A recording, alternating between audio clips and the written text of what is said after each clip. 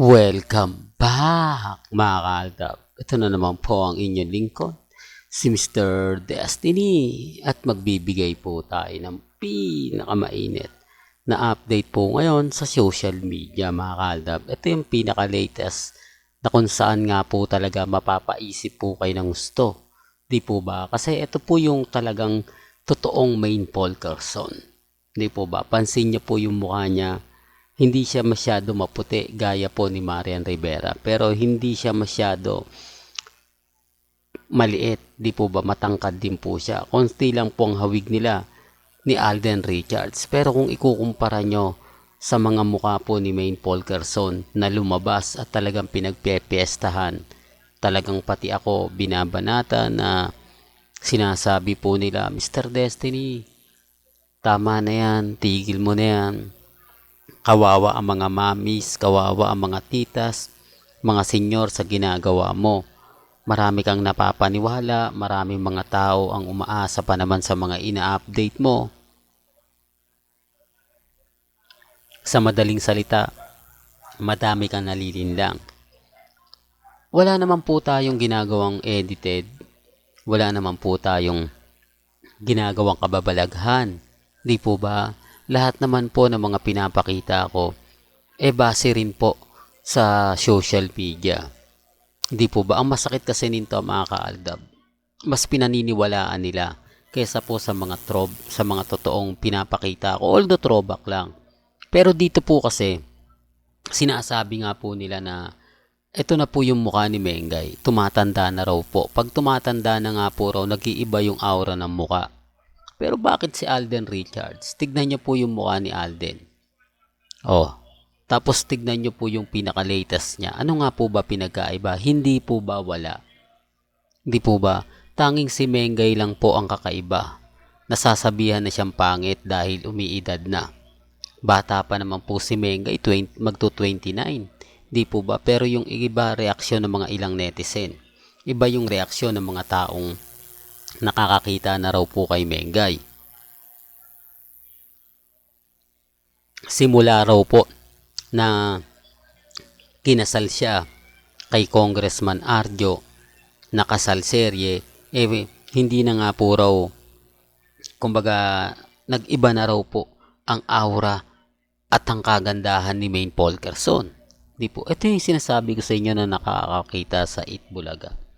Ito yung mga nakakapanood, nakapagsasabi kung ano nga po ba ang istorya. Sila po yung tipo na magtataka ka talaga, mapapaisip ka talaga. Di po ba? Sinasabi ko lang po ito para lang klaro. Sinasabi ko lang po ito para sa mga taong dumadaan at bumibisita po sa channel natin. Sabi ko nga po sa inyo dito po sa channel ni Mr. Destiny, kung ano lang naman po ang latest, kung ano lang naman po ang trending, doon lang naman po tayo. Di po ba? Sa ngayon mga kaaldab, sinasabi ko lang naman po ito para din po sa mga taong laging nagtatanong, sa mga taong kumbaga nagko-komento. Di po ba? Sabi ko nga po sa inyo, relax lang. Real talk, kampante lang kayo. Maging matatag. Sa dami po na mga kumakalat ngayon sa Instagram, sa dami po ngayon na kumakalat sa social media, lalo na po sa mga website, di po ba, mapapaisip din kayo eh. Real talk mga kaaldab, sinasabi ko lang po ito para po sa kaalaman ng lahat, lalo na nga po dun sa mga taong pilit na tayong binabanatan, pilit tayong ginagawa ng hindi maganda. Di po ba?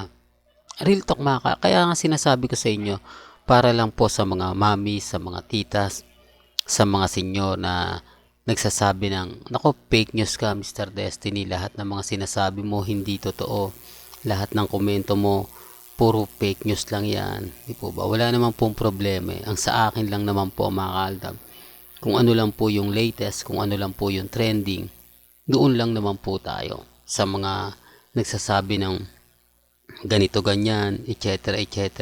Normal lang po yun. Di po ba? Sa dami po kasi ng kumakalat sa Instagram, sa dami po kasi ng mga nagko-komento, nagsasabi ng hindi, fake news ka Mr. Destiny, wala naman pong problema. Di po ba? Ang importante lang naman po, kung ano po yung mga napapanood ninyo, napapakinggan, nababalitaan, di po ba? Doon lang po tayo. Tapos sasabihin nila, hindi, ganito, ganyan. Sa totoo lang po mga kaaldab, napakaraming ebidensya at resibo. Balikan po natin itong nakakainis. Remind ko lang po ito. Tignan niyo po yung mukha ni Mengay. Di po ba ang puti masyado? Pinaliwanag ko na po ito. Naging bitter lang po talaga ako. Hindi po ba ang daming komento sa akin na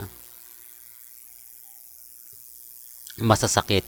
Sinasabi nila na, ayan naman si Mr. Destiny. Hindi nyo lang matanggap mga aldab kayo, mga paasa kayo na magkasama si Congressman Arjo at si Maine.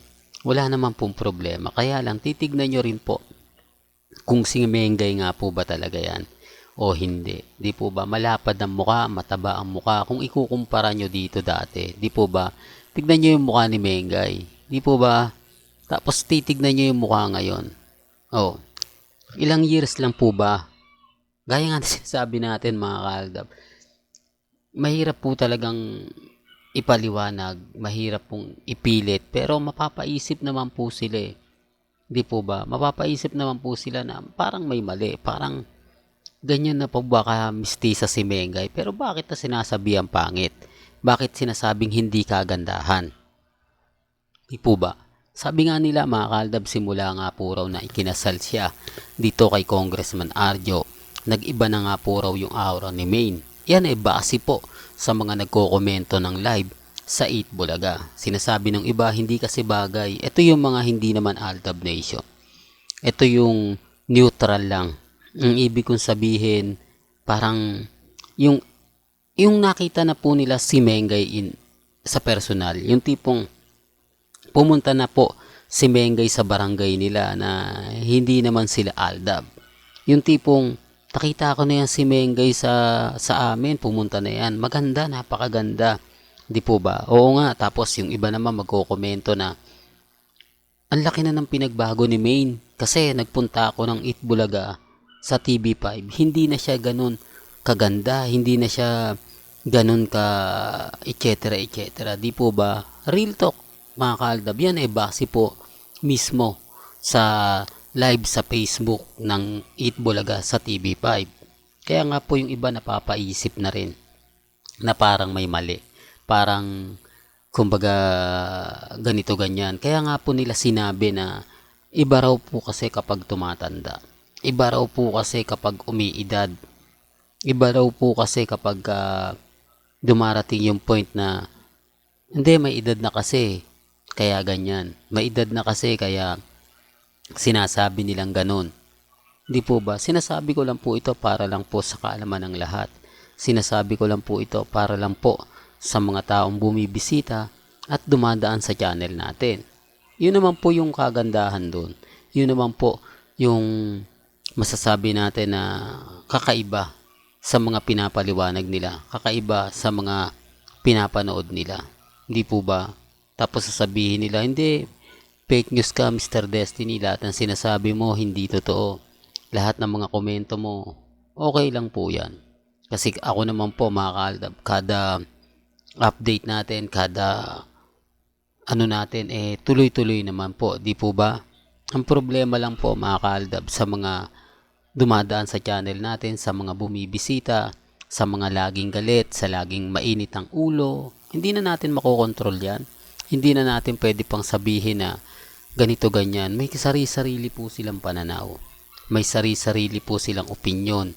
Depende na lang po sa kanila kung sino po yung paniniwalaan nila.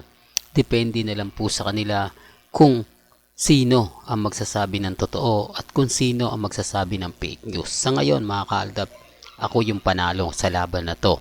Ako yung wagi sa labang ito. Pero depende pa rin po yan sa mga sasabihin po nila, sa mga pahayag po nila. Real talk mga kaaldab. Kaya maging matatag lang po kayo.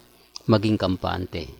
Sa ngayon, sasabihin ko lang po lagi sa inyo na kumbaga bahala na po. Di po ba? Bastang importante lang naman po dito maging updated po kayo. Well, hanggang dito na lang po ang ating latest updates. Kaya kung gusto nyo pa po ng pinaka-latest at sariwang update, abay tumutok lang po kayo dito po sa channel ni Mr. Destiny para updated po kayo sa mga latest at sa mga bagong video po na ilalabas po natin maya maya lang. Hanggang sa muli, salamat po sa panonood at pakikinig.